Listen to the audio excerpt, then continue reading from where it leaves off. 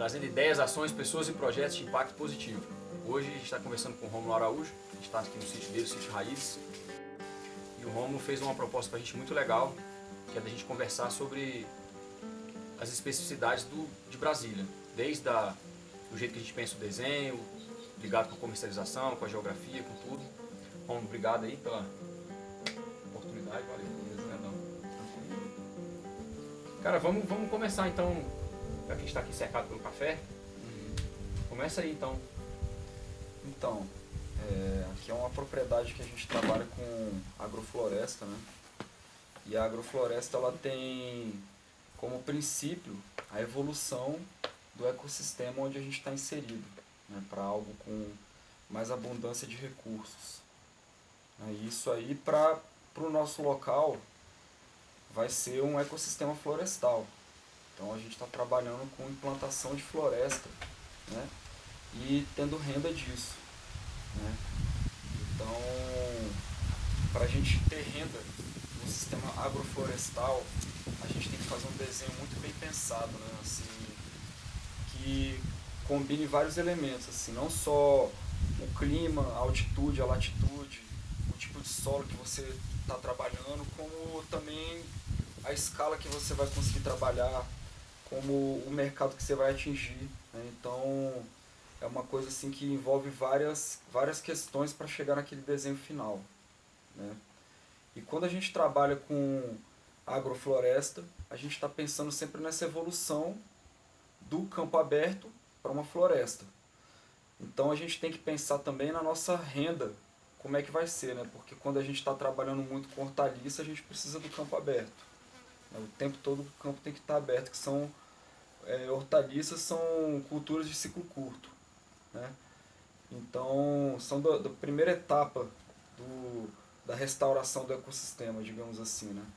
Então, ou seja, para você conseguir ter uma agrofloresta que funcione, você precisa de ter renda ao longo do tempo se transformando, né? Ou seja, no início é hortaliça, aí depois você vai colher mandioca, vai colher inhame, vai colher essas plantas de ciclo que são hortaliças de ciclo mais longo, e depois você vai ter as espécies florestais.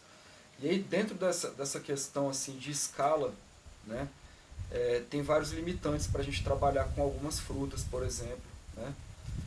Por exemplo, aqui onde a gente está, no Lago Oeste, as chácaras têm 2 hectares, então são só 2 hectares que a gente tem para trabalhar. E isso você está falando que é uma característica que é muito particular de Brasília, que o entorno de Brasília quase todo é assim, são chácaras pequenas, né? São muitas chácaras pequenas, né? As da reforma agrária vão ter de 5 a 10 hectares, entendeu? Vão ser um pouquinho maior. Isso já permite trabalhar com outros sistemas, né? Com outros carros-chefes que vão gerar renda, né, para o produtor. E aí o que acontece? Numa chácara pequena como essa, a gente fica bem limitado. Ou seja, a hortaliça é a primeira coisa que a gente consegue ter um retorno maior, porque a gente trabalha com feira, e aí feira a gente tem que ter diversidade, acima de quantidade de um item só a gente tem que ter diversidade. É uma coisa que com a nossa escala a gente consegue atender, né, e consegue girar um negócio em cima disso. Mas aí é aquilo, aí ou eu evoluo para outro sistema, com plantas de ciclo longo, com perenes, né, com plantas da floresta, ou eu vou ficar preso naquela primeira etapa, virar meio que um escravo da produção de hortaliça, né? Fica sempre naquele loop daquele ciclo ali, né? Exatamente. Mas aí você estava falando que nesse caso aqui tem uma limitação, porque a escala informa um pouquinho como você faz o desenho para as coisas de ciclo mais longo, não era isso que você estava falando? Sim, exatamente. Então, por exemplo, aqui, para eu trabalhar com cítrico, 2 hectares é pouco, né? Você vê que, por exemplo, tem produtor que já está trabalhando em sistema agroflorestal com já 10 hectares implantado com limão e mexerica, poncã, entendeu? Então o cara consegue ter uma boa produção num sistema mais simplificado, mas que tem o carro-chefe para cítrico, né? Então é um cara assim que ele tem aquela escala que permite isso, né? Pra gente, eu vou ficar preso à feira. Só que a feira também não vai conseguir consumir tudo aquilo que eu vou conseguir produzir, e eu também não vou ter produção suficiente para atender um atacado, por exemplo, né? Então é um tipo de fruta, por exemplo, que pode acontecer esse problema. né? Fica no entremeio, né? Não tá nem lá, nem... Exatamente. Aí, por exemplo, eu já tenho... Mas assim, com certeza a gente consegue ir colocando em vários locais, né? Mas é um negócio que, enfim, exige bastante organização do produtor, né? E tudo mais. Agora, por exemplo, abacate. Abacate já é um negócio que está melhor para nossa realidade, né? Que a gente consegue ter uma boa produção numa área menor, com, com alguns pés, e em sistema agroflorestal particularmente também, e em Brasília também particularmente, é muito bom para abacate, então a gente consegue até atender um atacado, por exemplo, de abacate com áreas menores, né? Mas assim, o que mais está chamando a atenção para a gente, na verdade, é o café, né? Que é o café especial, que é o que a gente tá trabalhando agora cada vez mais nas nossas propriedades, né? Aqui em Brasília a gente tem a nossa associação, que é a AsproSafs, que ela representa vários produtores aqui do Lago Oeste que trabalham com agrofloresta, né? E aí a gente está chegando a essa conclusão de uma forma geral que o café está sendo uma boa oportunidade para a gente realmente estar expandindo as áreas de agrofloresta sem ter medo de perder a renda, né? Porque não está tendo muito giro, né? Como tem o giro da hortaliça. Eu ia te perguntar isso, porque é isso, para você fazer a transição, né? Você vai aumentando o café para você poder ir saindo do ciclo curto e entrando com uma... Sim, e é uma coisa assim que... Por que o café, né? Porque a gente, numa área pequena também, o café especial, ele consegue valorizar bastante, né? Assim, o preço de uma saca de um café comparado com o commodity. Então, o que acontece? A gente, em áreas menores, bem manejadas, a gente vai chegar numa qualidade e numa produtividade bem alta, entendeu? E vamos conseguir ter uma renda significativa daquilo ali, né? Qual que é mais ou menos a média de preço do café, da saca de café especial? Isso aí varia muito, depende muito assim de como ele é classificado nos concursos de café, né? Que aí quem dá a nota são os provadores de café, os caras que são os baristas e tal, entendeu? Então, isso varia muito. Mas é um preço muito maior do que o commodity, assim, muitas vezes maior do que o commodity, né? E a adaptação diária, por ser um cultivo de extrato baixo, que você ainda tem, né? Pois é, exatamente. Isso aí é outra coisa que o café permite dentro do nosso desenho agroflorestal, é de estar junto com outras árvores, né, que vão também gerar renda simultaneamente ao café. Por exemplo, o próprio abacate, né, como eu falei aqui agora há pouco. Mangueiras, todas as árvores como essas assim que são boas de poda, né, e boas de produção, a gente pode consorciar com café. O que a gente tem que se preocupar com o café é em atender o momento da floração dele com luminosidade, né? É isso. E também, junto com essas, ainda podemos inserir também as de extrato emergente, que são as nossas nativas aqui, que é ipê, aroeira, enfim, todas essas nativas assim que a gente vê na floresta, que perdem as folhas na época seca, né? Que são as de extrato alto e emergente. Todas elas podem ser combinadas junto com o café e vai melhorar ainda mais o café, né? E aí o que acontece? E o motor do sistema no início é a banana, que também gera renda para o produtor, né?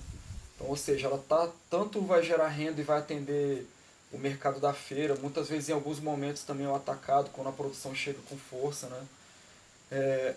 E vai também fornecer a biomassa que o café e as outras árvores do futuro vão exigir, né, no início. Ou seja, ela vai ser responsável também por nutrir o sistema. E as árvores de ciclo curto também, né, nesse caso eucalipto, mutamba, guapuruvu, tudo isso que podem ser utilizados para também alimentar a área. Entendi. Você gosta da feira, que a gente estava conversando mais, você falou da feira. Uhum. A feira tem uma vantagem também, que ela te permite também fazer essa transição da hortaliça, mas ao mesmo tempo começar a introduzir as outras coisas, né? De caixa, o próprio café já beneficiado, porque você tem uma relação com a clientela que é diferente, é muito mais pessoal, né? Acho que assim, a vantagem da feira o movimento da feira em si é muito bom, né? Porque a gente vai se inserindo no meio assim muito com o movimento da feira, né? Tu vai conhecendo os outros produtores, vai conhecendo os caras que são atacadistas, vai conhecendo todo mundo, né? Então tem só de você estar nessa organização da feira e e botando produto e o que faltando você busca outros caras assim para também fornecer aquilo que está faltando, você já começa a se infiltrar no meio ali, entendeu? Então isso já é muito importante para alguém que está trabalhando com agricultura mesmo, de uma forma geral, né? E a questão da feira, da comercialização em si, na ponta, ela é muito melhor porque, assim, como a gente tem áreas pequenas e elas têm que produzir bastante renda por metro quadrado, digamos assim, né? Na feira a gente consegue um preço melhor, um preço final melhor, né? Já começa por aí. E outro é que você também estabelece uma relação de confiança com as pessoas, entendeu? Então as pessoas passam a ser apoiadoras também daquela agricultura que você está fazendo. Então isso que é uma coisa importante assim, pra gente na feira também, né? Até de certo modo, até elimina um pouquinho o problema de certificação, né? Porque quando o cara realmente conhece, tem acesso ao seu sítio, tem acesso a você, a confiança que tem naquele produto é muito maior, né? Isso, com certeza, né? É um nível maior de certificação, eu diria, entendeu? Hoje, do jeito que a gente tá difícil, não tem como voltar atrás com certificação, entendeu? Mas você ter contato com a pessoa e ela saber conhecer assim a agricultura que a gente faz e entender que não é vantagem nenhuma pra gente fazer alguma coisa dessa que está proibida por lei na agricultura orgânica, entendeu? É uma coisa, é outro nível de confiança. Essa que é a realidade, né? É. O que eu vejo assim que a certificação, como é que fala? A certificação participativa é um caminho que tem crescido muito. Sim. Lá fora. E tem algumas pessoas que são líderes assim dessa questão da comercialização direta dos agricultores que não usam de jeito nenhum os químicos, né? O pessoal tem brincado até com forma de marketing, e falou assim, não, em vez de certificar orgânico, nosso produto é mais que orgânico. E é sempre uma provocação que é feita em feira mesmo, ambiente de feira. Mas por que mais que orgânico? Aí abre aquela porta para aquela conversa, tipo assim, não, porque o orgânico pode ser monocultura, o orgânico pode estar usando muita água, o orgânico pode estar degradando, enquanto que o meu é feito no agroflorestal, enquanto o meu está gerando recurso, está gerando abundância, então gera esse papo assim. E muita gente abrindo mão da certificação e convidando as pessoas para vir para a chácara. Pessoal, não, vem ver, porque se você ver como é que eu produzo, o selo não interessa mais, né? Então, a gente estava falando da questão da certificação e tal, né, da eficiência da feira. Mas quando a gente estava conversando aqui mais cedo, além da feira, você falou um outro lance que é interessante também, que é o seguinte: como que a feira, que é o ponto de comercialização, mas como que a geografia do lugar, né? Brasília, a distância de um grande centro, a distância do... Como é que isso aí informa o desenho, né? Dá essa volta aí pra gente aí, dessa... Então, são basicamente essas duas coisas, né? Como é a organização mesmo espacial, fundiária e tal da terra.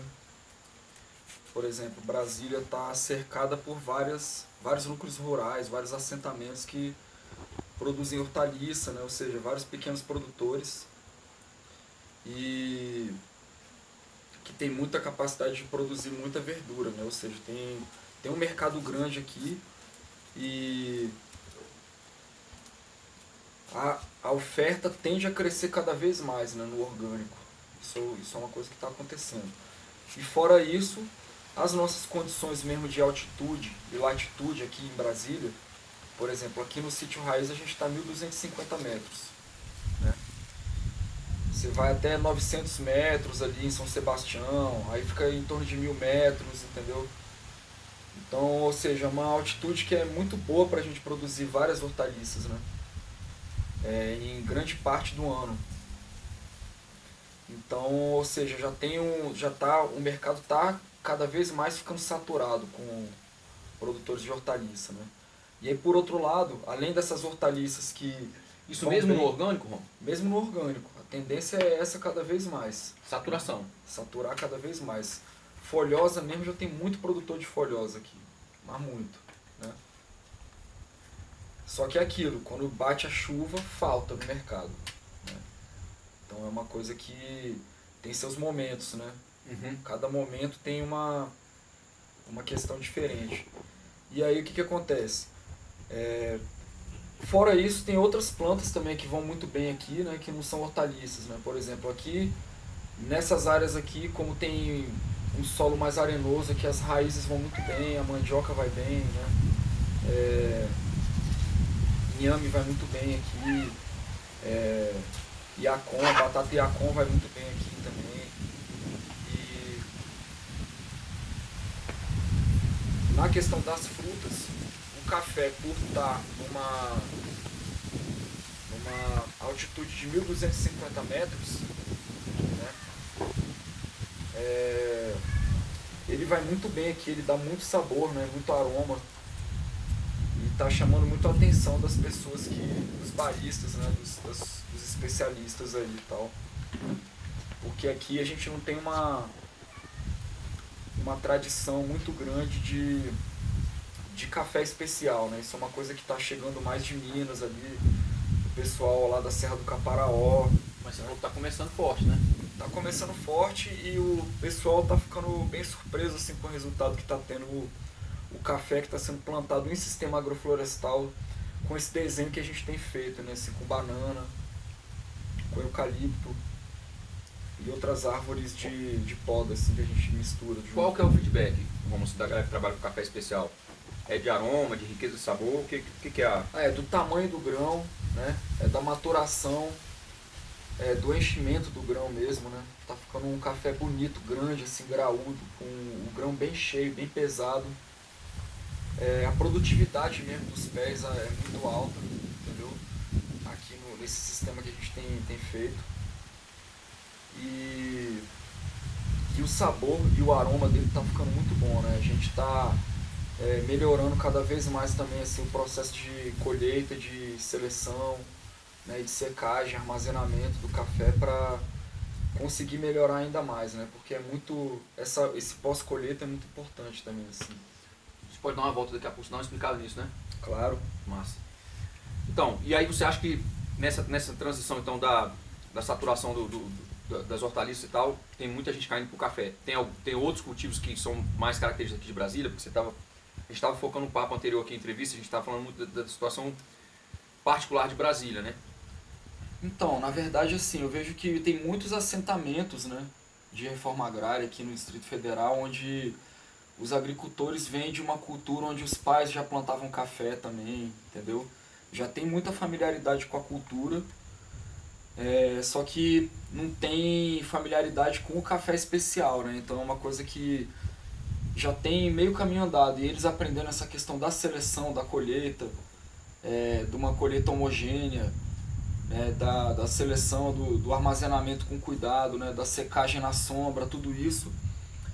Isso aí já vai ser uma coisa assim que pode alavancar mesmo a agricultura assim, desses assentamentos, entendeu? Acho que é uma coisa que é uma oportunidade muito boa assim, que a gente está tendo para melhorar, inclusive o desempenho assim, dos assentamentos também. E o café traz uma habilidade econômica muito cedo, né? Ele no segundo ano, ele com um sistema de irrigação que não é muita coisa, entendeu? Ou seja, sendo manejado com bastante biomassa, que é o que a gente faz no nosso manejo, né? E com uma irrigação básicazinha assim, enfim, para não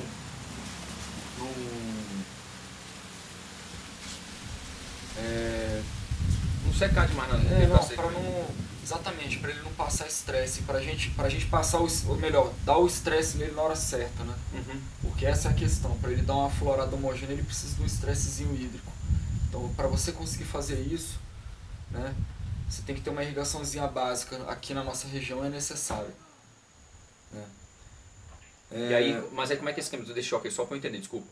Você deixa ele sem água, abre pro sol e corta a água. Você poda ele e corta a água, ele flora todo homogêneo, entendeu? E depois você volta com a irrigação para ele não abortar. Entendi. É isso. Né? E aí, enfim, é uma coisa que as pessoas já têm essa familiaridade, entendeu? Então já é só mais um conhecimento que eles têm que agregar, entendeu? Que essa questão da colheita feita com mais cuidado, né? O grão cereja, aquela história toda. Vamos fazer o seguinte, então, vamos dar uma volta e explicar pra gente, mostrar as coisas pra gente? Bora. Vamos. Ó, aqui a gente tem café em 3 estágios, aqui, 4 estágios até. Né? Ele já... Tem bem pouco dele passa. Aqui tem um café dele aqui que já passou, ó, esse aqui, né? Aí tem ele no grão cereja, que ele desse jeito aqui, ó. Ó que beleza de grão, né? Tipo roxinho mesmo, o bicho tá maduraço. E aí tem esse cana, né? Cana é quando ele tá assim, deixa eu dar uma olhada, ver se eu acho um cana. Nossa, tá muito doce, cara. Esse aqui, ó, por exemplo, esse aqui é um cana, ó, tá vendo? Que ele tá vermelho na ponta, só que pra trás aqui você já vê que ele tá amarelo. Ele não tá com a maturação dele pronta. E o verde, né, que vai amadurecer ainda, né? Aqui esses pés vocês podem ver que ele já foi tudo podado, né? E isso também é uma outra vantagem de se trabalhar com café, porque ele produz também biomassa para o sistema, reage muito bem à poda, né? E a poda a gente faz conforme a gente vai colhendo ele, né? Ou seja, esses ramos aqui que já produziu isso tudo aqui, ele não produz mais, ele vai produzir só essa ponta aqui, né? Então muitas vezes quando você vê que a ponta que ele vai produzir é menor do que o que já tem para trás, você elimina o galho, você poda. E aí até chega o ponto que ele produz até o topo, aí você faz uma poda drástica e deixa um chupão virar uma planta principal, né? E é isso, né? Aqui a gente vê, ó, junto com o eucalipto de um lado e uma trema do outro aqui, né? Crandiúva, que são árvores de poda, né? Essa aqui inclusive precisando, só não poder ainda por causa daquelas mudas que estão ali embaixo. Mas, ou seja, são árvores que vão produzir biomassa. Ó, aquela ali já foi podada, olha como ela já está. O resultado ali do... já está sendo podada de novo pelo vento e pelas formigas, né? Então já estão ao trabalho, já te indicaram o fim aqui, né? Olha só esse galho assim, como é que tá essa. Isso que a gente já catou, né? Já deu uma catada bruta, que foi aquela que você viu ali. Ó, filma ali aquela outra ala ali, ó. E aqui no meio agora metemos essa linha nova, né? É isso. Isso aqui já é uma linha de café, você abriu o sol para ela e já botou mais café no sistema. Tem café no meio, né? Só que aqui eles estão sem água um pouco, eles estão meio sofridinhos aqui, mas eles vão melhorar, entendeu?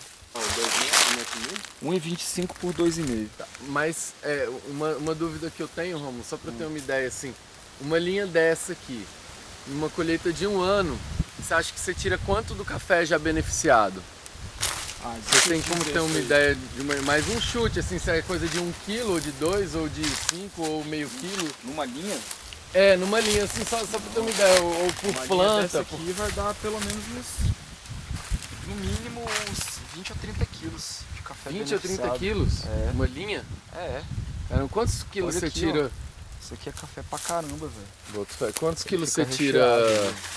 mais ou menos Já por colhi ano? aqui, ó. Isso aqui ainda tem, vou colher de novo aqui, ó. Você tem uma ideia na sua área, no total? Não, ainda não, porque minha área é pequena também, não dá nem pra ser representativo. Romo, explica pra gente, você estava falando da outra ali que você vai abrir o sol, aí você começou a falar dessa aqui que até o vento já começou a dar uma poda nela. Aqui ela já foi podada, né? E aí ela se encheu de novo. Aí já tá precisando fazer uma nova poda nela, né? Tanto é que ela já começou a perder alguns galhos aqui pro vento. E as formigas começaram a cortar o topo dela. Isso já é um indicativo de fazer poda nela, né? Já é um bom indicativo. E essas, nesse caso aqui, desse sistema seu, elas foram colocadas para isso, só para matéria orgânica? Essas aqui foram plantadas pelos passarinhos, né? E a gente deixou porque elas são boas produtoras de biomassa. Entendi. É isso. Massa. Aqui a gente vai mostrar um canteiro que foi plantado há mais ou menos 2 anos. Deu a primeira florada esse ano. Produziu um frutinho aqui pra você ver, ó. Um frutinho. Ó. Deu um frutinho. Ou seja, no ano que vem ele já vai dar uma carga que vai ser a planta. Vai carregar bem aqui. Ele tá demonstrando isso, né? Que ele tá bem verde escuro. E aqui ele foi plantado junto com banana, com hortaliças, com outras frutas, né? E o que acontece? Conforme o sistema vai se desenvolvendo, a gente vai fazendo um manejo para cobrir o solo e manter esse café alimentado, né, com matéria orgânica. E agora, nesse momento, o que a gente precisa? Descer uma grande parte dessas bananeiras que vão para o chão, para tanto entrar luz, né, para ele se beneficiar também, quanto o solo ficar coberto e receber uma nova carga de matéria orgânica, né, de biomassa, que vai para o chão, que é a ciclagem de nutrientes do sistema, né? Ou seja, a gente sempre vai ter plantas que vão ter essa função no desenho. A gente não vai botar só as plantas de interesse econômico, né? Assim como também não podemos botar só plantas de serviço. A gente tem que ter uma harmonia entre os dois, né? Ou seja, tem as plantas que vão ser geração de renda e tem as plantas que vão ser geração de biomassa, que é a renda do ecossistema, né? E aí no caso aqui é a banana e o eucalipto. Esse eucalipto já foi podado, né? A gente ainda vê aqui os restos culturais dele, mas você vê que o solo já digeriu muito do que já foi colocado aqui, né?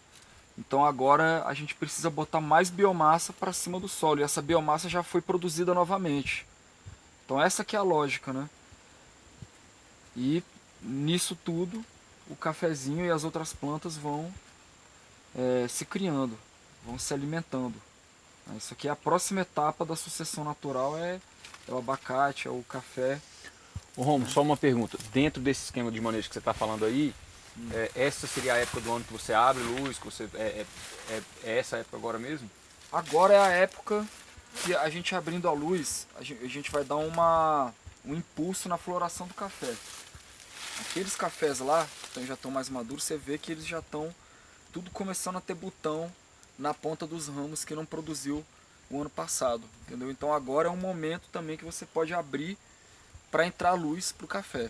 E também é bom porque como não tem um sol forte ainda e quente, né? Porque a gente está nessa época do solstício de inverno aqui, a planta mesmo ela estando um pouquinho mais exposta, ela não vai sofrer como se tivesse aberto num sol de outubro ou de muito setembro. Quente, já entendeu? mais próximo do verão, né? Muito quente, um sol da tarde muito forte, né? E tudo mais. Entendi. Então é isso. Legal. Então é isso aí. Agora a gente vai... Primeiro a gente sempre começa fazendo um manejo, tirando os capins e os matos que estão perto da bananeira, perto das plantas que a gente não quer que sejam atrapalhadas, né? Então a gente vem roçando, né? E aqui, nessa bananeira aqui, a gente vê que tem um cacho aqui produzindo, né? Tem uma bananeira que foi colhida e não foi derrubada, que isso é um erro que foi cometido. E tem vários filhotes simultaneamente, né? Então a gente vai selecionar um para ficar, para produzir cacho na sequência, né? E vamos eliminar os outros e deixar um para a próxima geração. Por exemplo, esse chifrinho aqui vai ser o da próxima geração, né? E aí a gente observa quem está em volta, né? Para ver qual vai ser o efeito dessa derrubada. Por exemplo, esse aqui, ele tá bem na linha, isso é bom. Como ele tá na linha, como ele não tá indo muito para fora da linha, isso aqui já é um ponto positivo para ele. Só que ele já tá bem doente, então é uma coisa assim que eu tenho que ir selecionando mesmo esses vários critérios, né? Esse filhote aqui, por exemplo, como já saiu muito da linha, esse aqui eu vou eliminar.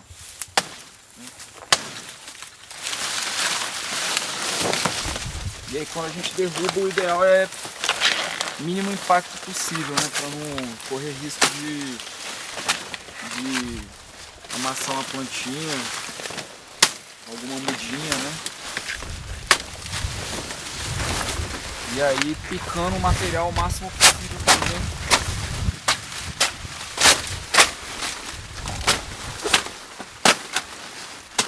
E é isso aqui que é o motor do sistema, é isso, né? A banana produzindo biomassa e as árvores de poda produzindo poda para a gente manter o solo sempre coberto, sempre com biomassa para os micro-organismos comerem, né? Não adianta nada a gente inocular micro-organismos se não tem comida e casa para eles.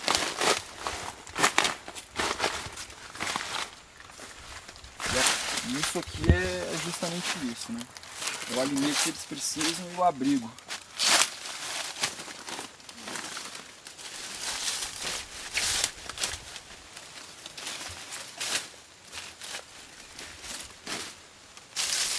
Aqui tem que ir tirando essas folhas secas também, né? Não deixar nada de folha seca.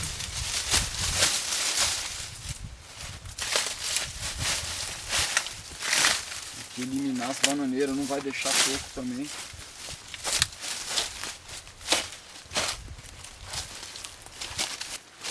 Bota no pé do café que o bicho gosta e responde. Então, quando a gente estava trocando ideia outro dia aqui, você explicou dessa lateral aqui, né? Que você entrou primeiro com muito guandu, que foi tipo um lugar que você tipo, realmente veio com agricultura de processo mesmo, você começou bem antes. Como é que foi essa parada aí? Conta aí pra gente aí. Aqui essa terra era bem fraca, né? Ela é uma terra arenosa, bastante arenosa e rasa também. Tem pedra nela. Do meio desse canteiro para o fundo começa a ter bastante pedra. E aí ele é um solo difícil, né? Que retém pouca água e tal, e de baixa fertilidade em função de muito fogo, né? Que passou aqui e tal antes da gente chegar. E aí uma vez foi aplicado pó de rocha aqui e gradeado o solo. E aí ficou um ano inteiro mesmo com chuva em cima, não crescia nada, só uns matinhos bem magros assim, né? Nem capim, não dava nem um capim aqui. Caramba. E aí, quando a gente começou aqui a pegar essa área de novo, né?